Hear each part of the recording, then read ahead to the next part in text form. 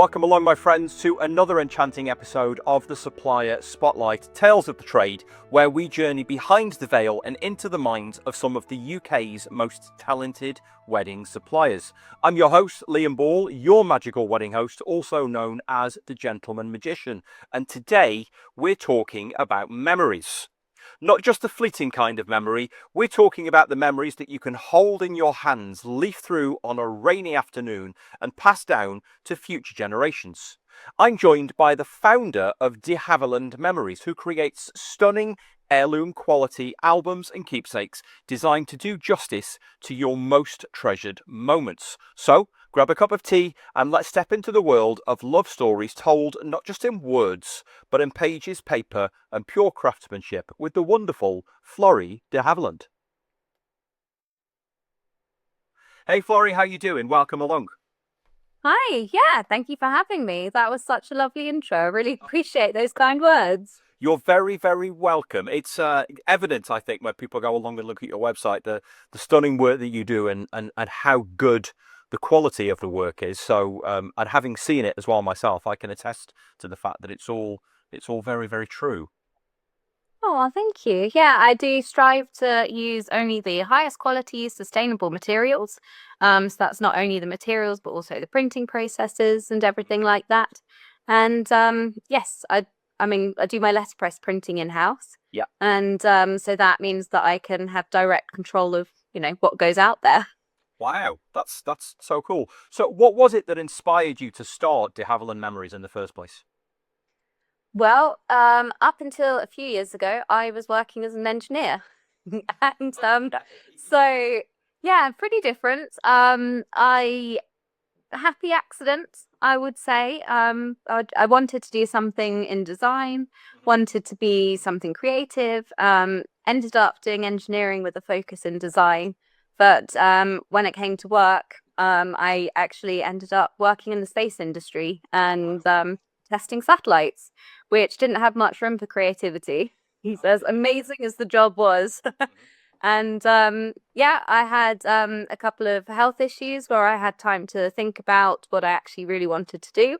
And I realized that that creative output was incredibly important to me. And I didn't want to continue doing something that, wouldn't bring me joy, essentially.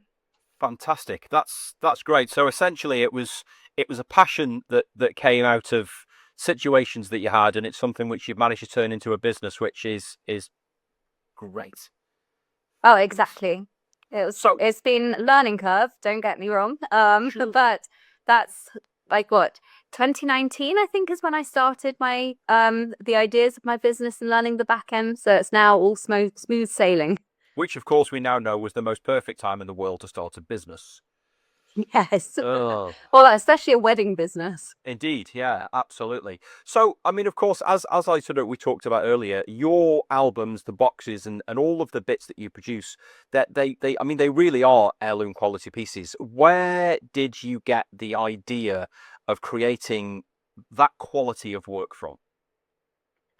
Um, well, it all sort of started when I was sort of thinking about what I wanted to do. And I knew that, like I said, I wanted to be creative.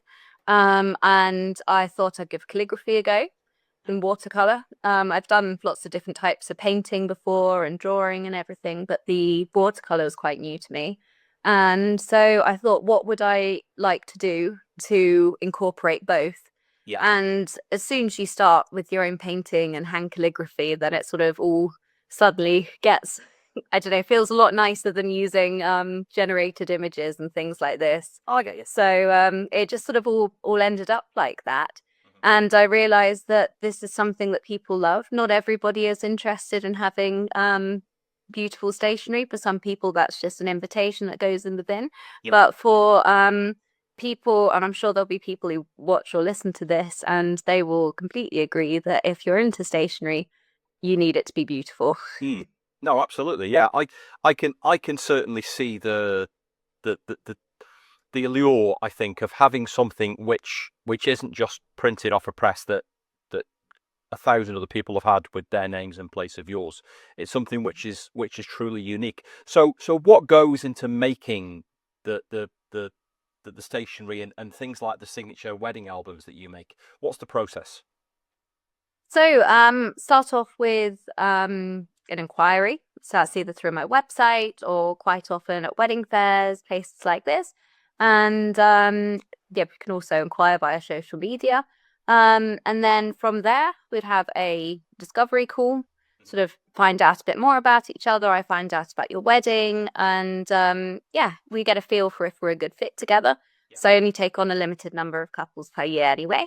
And then if we're a good match, then I send over a quote. And everything up until that point is completely no obligation. So, you know, if you've got half an hour or so, it's worth it really, just to see where we stand. And if you go ahead, then I start designing. So it's all based on that first initial call or meetup, whatever you prefer. And yes, from there we will I do design rounds, initial concepts, and yes, basically everything I do is completely bespoke. My aim is to have all of your guests open their invitation and say, oh, that's so them. They don't even have to look at who it's from before they know who the invitation is from. They don't have to read your names. And so really instill the couple's personality and love story into the invitation. And yeah, it's sometimes takes a couple of rounds of designs to get there, but generally it takes not too long. I think that's the engineering in me, the sort of being quite precise with what I do. I imagine there must be quite a lot of, I suppose, research and development in the process of getting it all right, getting it all correct. Very much probably an engineering approach and process, really getting inside the head of the couple to understand what they like, what their vision is, what they want, and then of course you've got the job of putting that into a design and on paper so that they look at it and go, wow, that's so us. Exactly. And nothing's printed until my couples are 100% happy, whether that's the invitations or on the day items or your thank you letters. Nothing is finalized until you're happy. Wow. So what kind of printing processes do you use? What goes into I mean, let's say that you've had a couple, you've met them, you've gone through it all with them, you've worked on the designs, they've picked one, everybody's happy that it's the perfect one. How do you then go ahead and turn that into what it's going to be with the invitations and such? Well, it's a mix of things, depending on what type of printing my couple would like. So I, as I mentioned earlier, do letterpress printing in-house. So this is where the letters or image are printed directly or pressed directly into the paper. So I do have some examples, but I'm not sure how easy it will be to see. But it leaves a beautiful texture on the paper where you can feel that the letters are embedded into it. Right. And for that, I understand already at the beginning, straight from our discovery call, what sort of printing my couples are after, just to get, because that really affects the design. Because with letterpress, you need to have simple lines; they can't be too thin, and multiple colors means can get a bit tricky if you go above 3. Okay. And so. Yes, but for digital printing, I'd send that off to one of my printers. So I've got a printer who I know and trust, and they're absolutely fantastic. So they take care of all of this for me. And yes, no, it's quite simple way to do it, I think. But I think that's because I've sort of figured that one out. It took a while to shop around and find the right printers for me, though. That was. Yeah. I think it's definitely, isn't it? When you're trusting your business to somebody who's then going to produce it on your behalf, you've got to find the right supplier. So other than things like invites and what have you, what else do you produce? So for the wedding industry, I also do things, for example, so straight from you save the dates, invitations, all the way through to your thank you letters. So that includes your menus, your signage, your seating charts, bar signs, card signs, anything you can think of, order of the day, order of service, booklets, whatever. I anything with writing, basically. I do. So yeah. And I also offer other so with the calligraphy. These are generally in the wedding context would either be place names handwritten or have each wedding guest's name handwritten on the invitations. That's very popular, just to have that personalized touch. Yeah. And yes, there's quite a few ways you can go about it, or even addressing envelopes so that it's really beautiful and everything is, seamless and perfect. And but also on the other side, I create wedding artwork. So this could either be your vows written out, or I do this wedding anniversary calligraphy. And so it's got your little watercolor illustrations of your bouquet flowers going along the sides, and it also has sort of all the milestone wedding anniversaries all beautifully handwritten. And yeah, so pretty much a bit of everything. Wow. So I mean, that there is, just trying to kind of absorb that.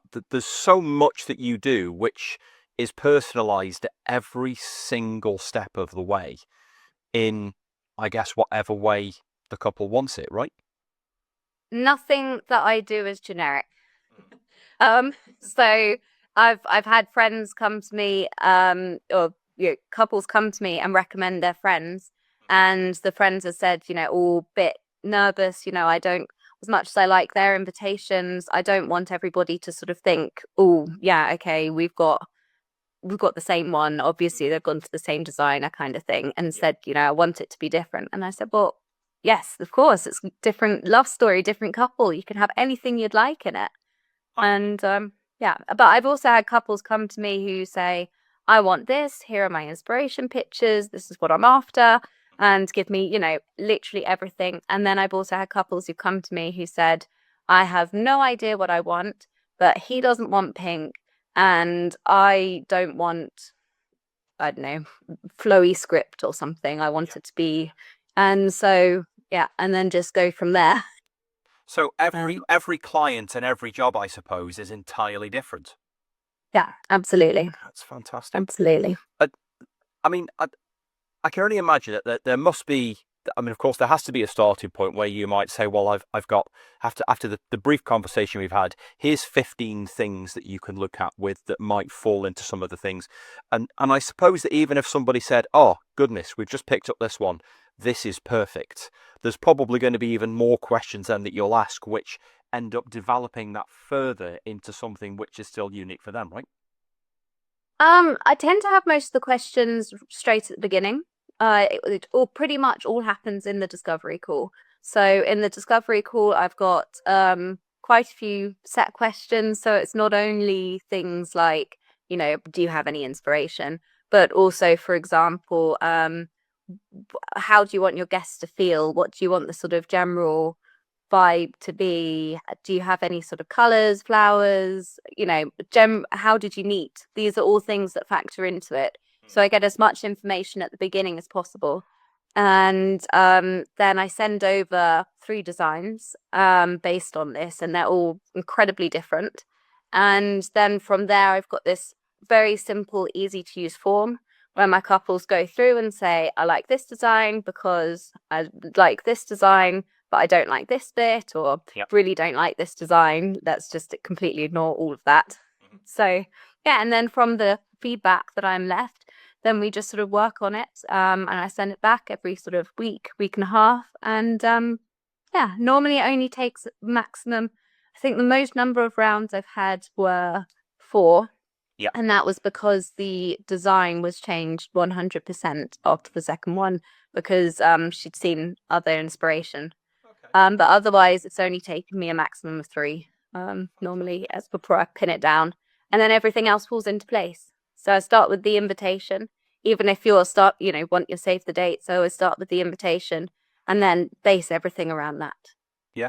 But I mean, and all of that sounds great. But essentially what I'm hearing is you get whatever you want, however it fits, right?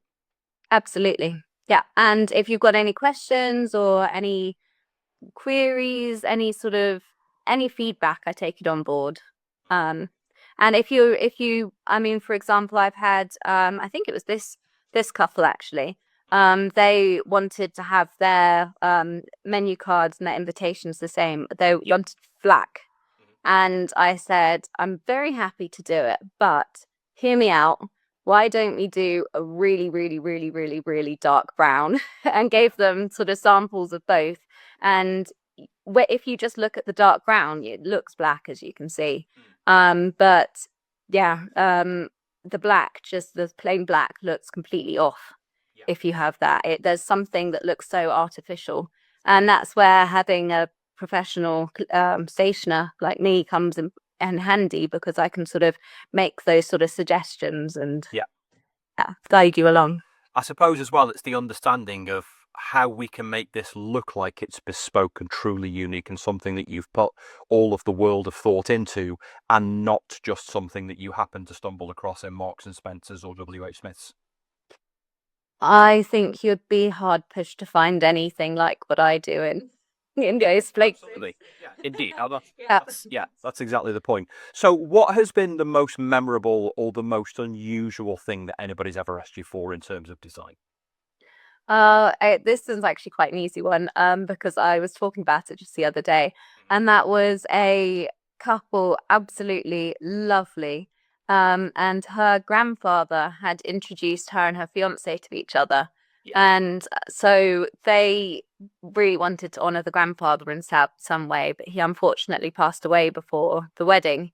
And so we were just sort of discussing it, and I said, well, what are you doing? Are you doing anything at the wedding to celebrate him? Have you got any ideas? And they said that he had a teapot collection.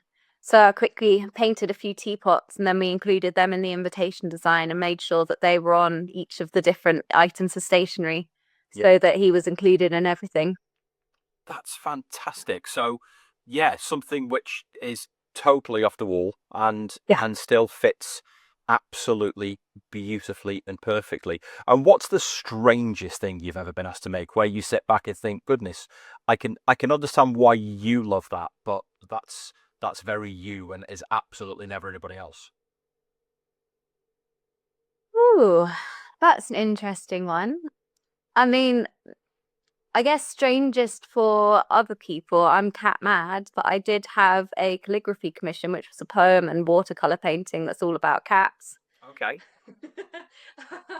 So that's and it's quite nice with the sort of artwork side as well, having that, and then being able to see where people place it in their houses. And this one's on top of the mantelpiece over the fireplace, which I think that's really nice.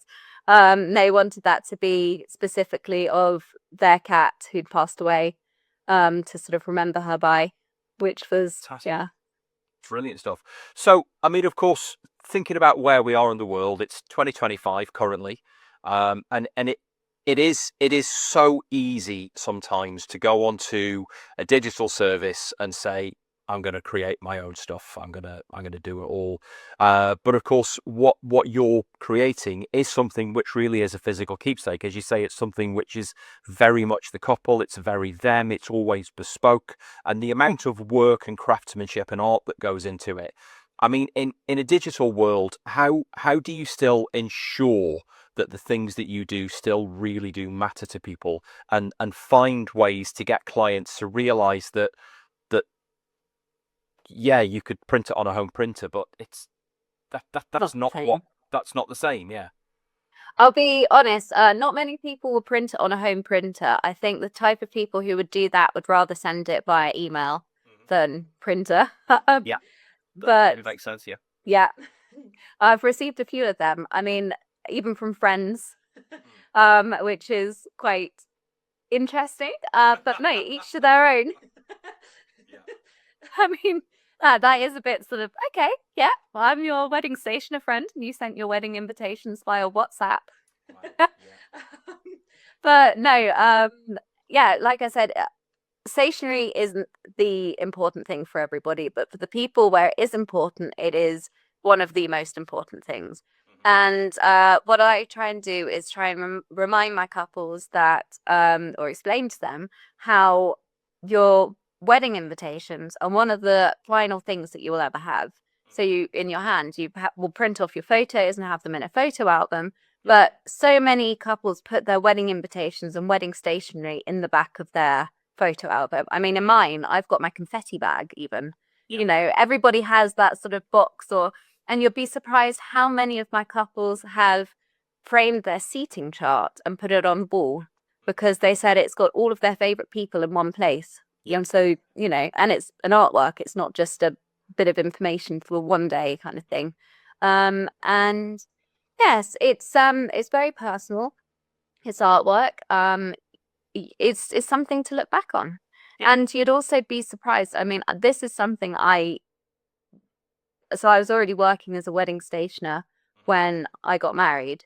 And I didn't realize just how many people keep invitations, people that you weren't expecting. I mean, I know my friends, they lived in a shared boys' house, and I sent them all each individual invitations because, you know, being a stationer, I had to do the proper etiquette.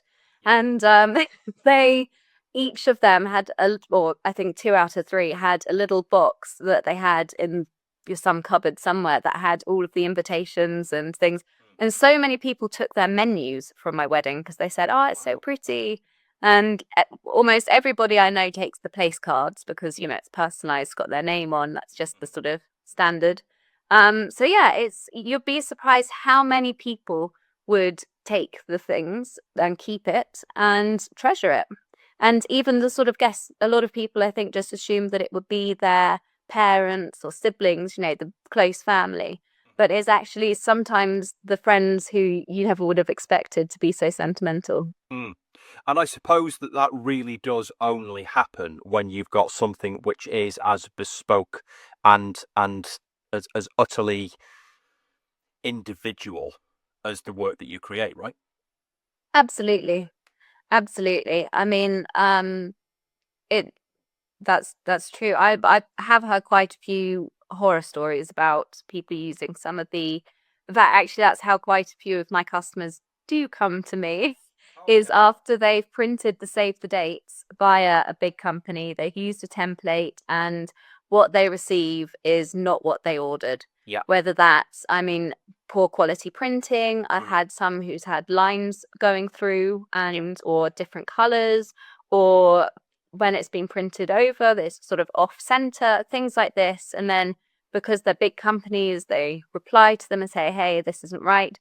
And sometimes they send them out again wrong. Sometimes they just say, we'll pay again. You know, they're not losing much. So I have quite a few of my couples do come to me having already had a bad experience with other places as well, which is, not ideal. But I suppose as well, that's the kind of thing that your regular person who has their own job and doesn't really do things like this doesn't know, right? Because people who, I mean, much like yourself and me and many other businesses who are in business where we're having assets printed and we have to send them off to, you know, to get them printed by an agency, it's not as unusual as you would like to think for something to come back and for it to be wrong and for you to have to go, hang on, this is not what I ordered.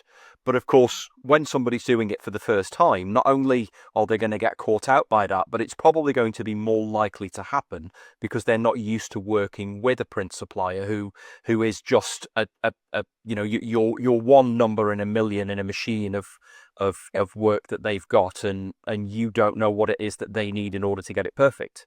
Whereas with yourself, of course, it's one-on-one. Everything is always perfect. Everything is always there, and you cast your eyes over it before it goes out the door anyway.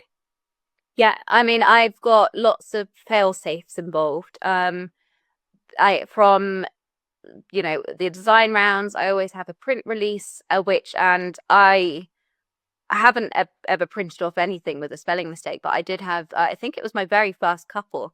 And this is when I was still living in Germany. So it was all in German. So I did say to them, I'm not going to be liable for any sort of spelling mistake at this point. I'm just going to copy and paste what you send me, which I tend to do anyway, especially when it comes to doing seating charts and names. I really try not to do any typing with that. But there was a typo in their name. Oh, wow. And because we all assumed that it would be completely correct. We didn't really think about it. And it was only during the print release that I, sent one back and I said, just make sure you check every single spelling, the dates, everything. And they said, oh, yeah, actually, Yeah, it's with double S. Wow. So, yeah. Just it's amazing what you can miss when you're so used to reading the same thing over and over again. Yeah. And sometimes you just need those final checks. Yeah. And I always do. I've got like a little copy and paste paragraph of check your names, check your dates, check the postcode, check this, and yeah. Tick it off as you go. Do you know, it's funny you said that actually. It reminds me, I remember going to a wedding a couple of years ago where the couple had hired, you know that light up letters that you get, but they got that, but for their whole name, and their name had like 10 characters in it. And I remember doing a first look around the room with the bride just before we were about to get everybody in, and she looked at this thing, and she looked and she went, "That's not our name." Sorry? She went, that's not our name. The first letter's correct and the last letter's correct, but the ones in the middle, they don't say anything. Oh my goodness. And it was almost like, how did somebody turn up this morning and install those and not see that? But I suppose that's the thing, isn't it? When it is just somebody just cracking on and doing a job and not giving it the look over that you are. So what would you say is one reaction that you've had from a client that's really stayed with you and really, like, on the days where it's raining outside and you're feeling a bit miserable because you can't go out and lay in the sun, and what's that one thing that really makes you get out of bed and just crack on and get the job done? So because of this one, actually, I changed slightly how I do my business, but I had a customer call me up and cry because she was so happy with the invitations. And so now I quite like to drop off as many of the items as possible and give it to the people personally, give it to my couples personally, because I really like seeing the reactions. I've had 2 customers cry with happiness, luckily. And yeah, it's been really nice. I mean, some of my couples I'm still friends with afterwards, and I try and take all the stress off them, but there would always be a best back and forth. But not all of it serious, you know. Some of it, or a lot of it, is just general chat as well, you know, if that's what you're after. And I do work closely with my couples and I do bond with them. And yeah, to have them call me up and say, this is perfect, this is everything I wanted, or, you know, couples who've said that they just wanted to have nice stationery, they didn't think too much about it, and then say, I couldn't believe that it would be that I would cry over a piece of paper. Yeah. You know? So that makes it all worth it. I suppose ahead of the wedding day, I suppose things like this are the things that really start to make it feel real. But also the invitations or save the dates are the first thing that your guests and loved ones will see of your wedding. So it's the first glimpse. So it really is the first impression that they get. Yeah. So if you want to have a standout wedding, normally everything else is very hush hush. You know, nobody knows if you're going to have a magician. Nobody knows what sort of music is going to be playing. Yeah. Everything's sort of all quiet. But then, or if you've got a live band or whatever. But for the invitations, that is really okay, it's going to be like that then.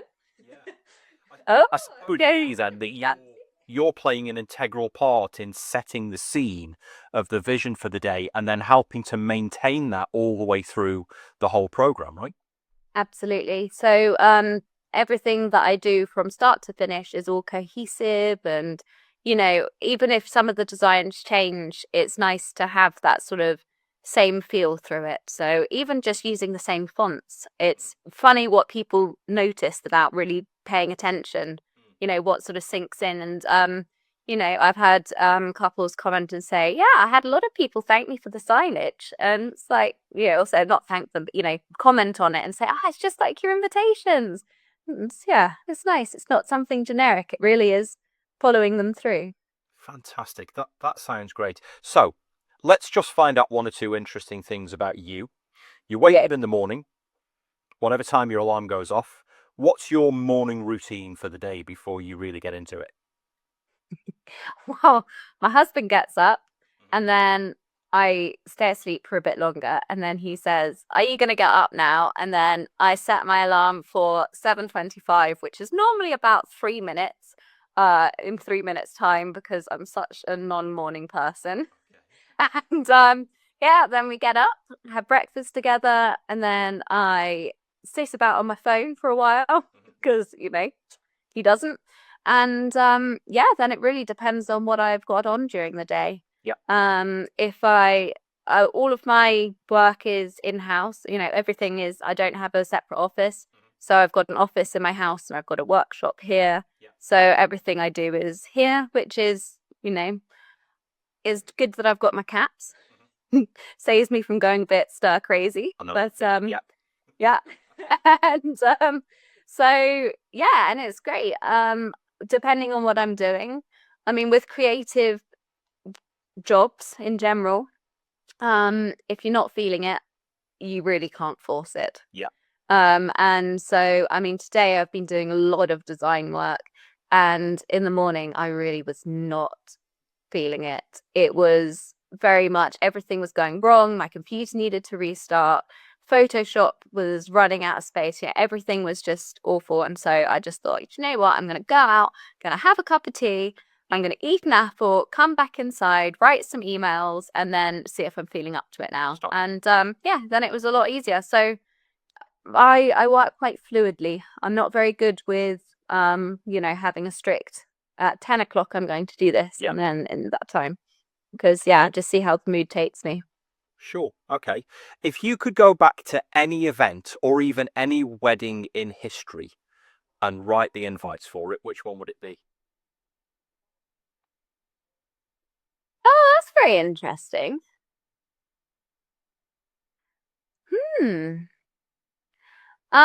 So invitations, since even my parents' generation, weren't particularly exciting. And it's only been in the last sort of 10, 15 years maximum that they've started to get more into a statement. But I don't think I'll go too far back, because I don't think that it would have been I mean, sometimes they didn't even have invitations. They were just it was word of mouth.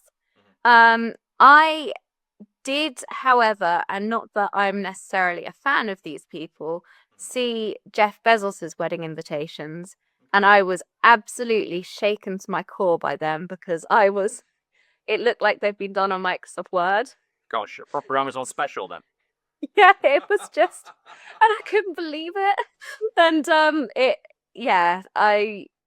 that one was a bit interesting. I would quite like to do something like that for them, because it could have been with the amount of money that they spent on that wedding. I do think stationery deserve better representation. Most definitely. Absolutely. So, last thing, for all the people who are listening to this, if they want to find out more about you, where can they see you online and through your social media channels? So, social media, I'm on Facebook and Instagram, and so that's at Havilland Memories, which you can see at the bottom of the screen. And my website is also very similar, but it's www.havillandmemories.com, and that's all one word. Brilliant stuff. Florrie, it's been an absolute pleasure having you on the podcast today. Thank you so much for sharing some time with us, and I'll catch up with you again soon. Take care. Yeah, looking forward to it. Bye-bye. And there you have it, folks. A beautifully bound glimpse into the heart of de Havilland Memories. A huge thanks to Florrie for sharing her process and her passion for creating beautiful wedding stationery and invites. Now, remember, if you are planning your wedding and you want more than just a generic invite or stationery, do go and have a look at Florrie's website. It is dehavillandmemories.com. It's also something that you can check out again on Facebook and Instagram at de Havilland Memories. I do recommend you do that. It really is something quite special. And of course, if you're looking for a magical wedding host to guide you through your wedding with some charm, some wit, and perhaps a little bit of behind the scenes sleight of hand, you know where to find me. Until next time, folks, stay safe and take care. Bye-bye.